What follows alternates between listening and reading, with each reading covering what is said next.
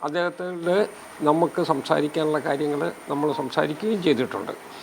പക്ഷേ അതിനേക്കാൾ അപ്പുറത്തേക്ക് പറയാനുള്ളൊരു മാൻഡേറ്റ് എനിക്കില്ല. ആശയവിനിമയം നടത്തി, കറക്റ്റായിട്ട് നടത്തി.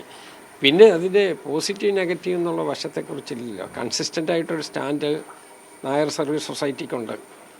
ശബരിമലയെ സംബന്ധിച്ച് വളരെ കൃത്യമായി ഒരു സ്റ്റാൻഡുണ്ട്. അത് ഇന്നും ഇന്നലെയല്ല.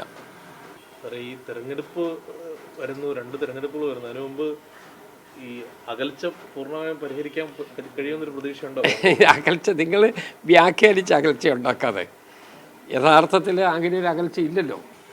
യാത്ര അത്തരം എന്തെങ്കിലും ചുമതലയുടെ ഭാഗമായിട്ടാണ് ഞാൻ പറഞ്ഞ കേട്ടല്ലോ. നമ്മൾ ആ വിശദാംശങ്ങളിലോട്ട് പോകണ്ട.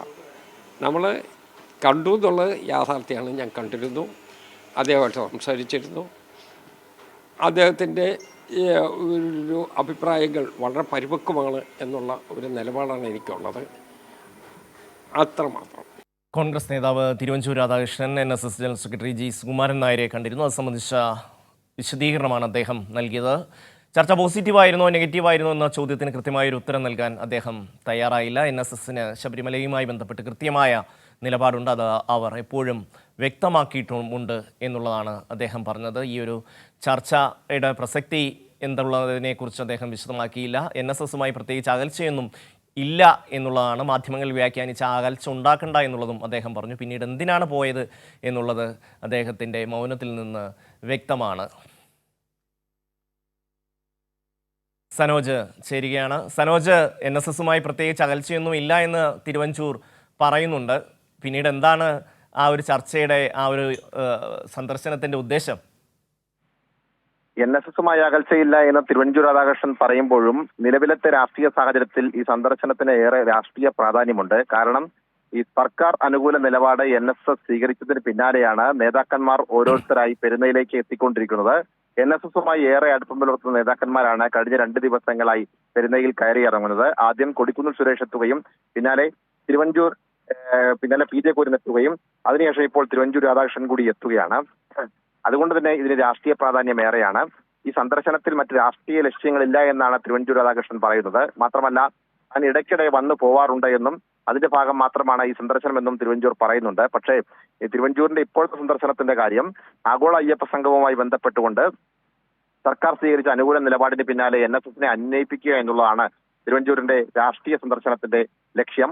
പക്ഷേ വന്നുപോയ കോൺഗ്രസ് നേതാക്കന്മാരോടെല്ലാം NSS തങ്ങളുടെ നീരസം പ്രകടമാക്കിയിട്ടുണ്ട് എന്നാണ് മനസ്സിലാക്കാൻ കഴിയുന്നത്. കാരണം നേരത്തെ ഇത്തരത്തിൽ വിശ്വാസപരമായ തീരുമാനങ്ങളിൽ ചർച്ചകൾ നടക്കുമ്പോൾ കോൺഗ്രസ് നേതൃത്വം NSSുമായി കൂടിയാലോചനകൾ നടത്തിയിരുന്നു. എന്നാൽ ഇപ്പോൾ അത്തരത്തിലുള്ള കൂടിയാലോചനകൾ ഉണ്ടാവാറില്ല.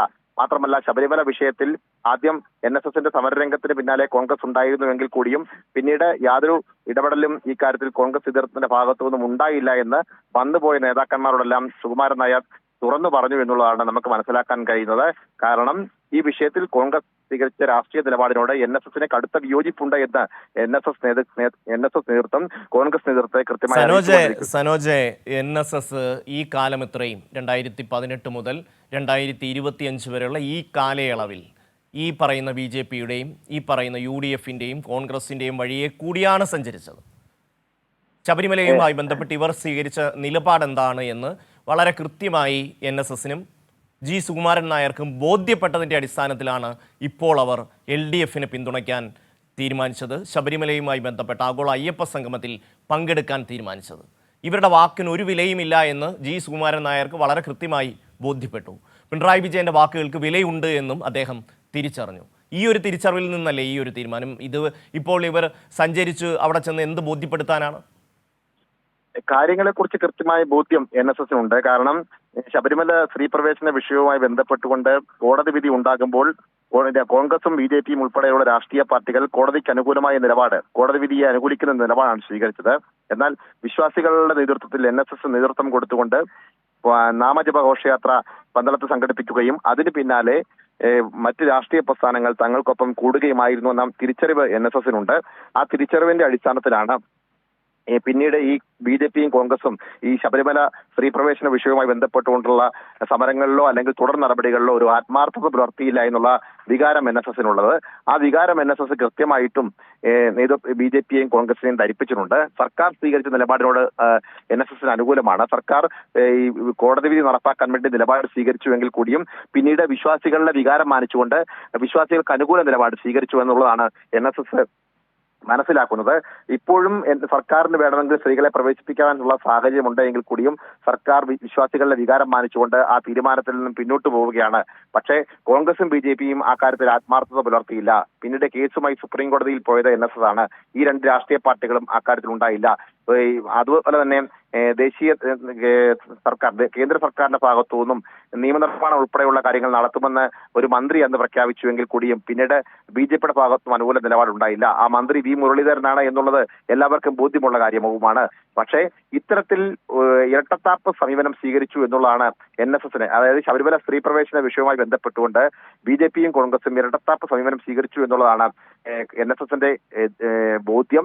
ആ ബോധ്യത്തിന്റെ അടിസ്ഥാനത്തിലാണ് ഇപ്പോൾ സർക്കാർ ആഗോള അയ്യപ്പ സംഗമം സംഘടിപ്പിക്കപ്പെട്ടപ്പോൾ വിശ്വാസികൾക്ക് അനുകൂലമായി വികസന പ്രവർത്തനങ്ങൾ നടപ്പാക്കാനും വിശ്വാസം സംരക്ഷിച്ചുകൊണ്ട് മുന്നോട്ട് പോകാനും സർക്കാർ തീരുമാനിക്കുന്നു.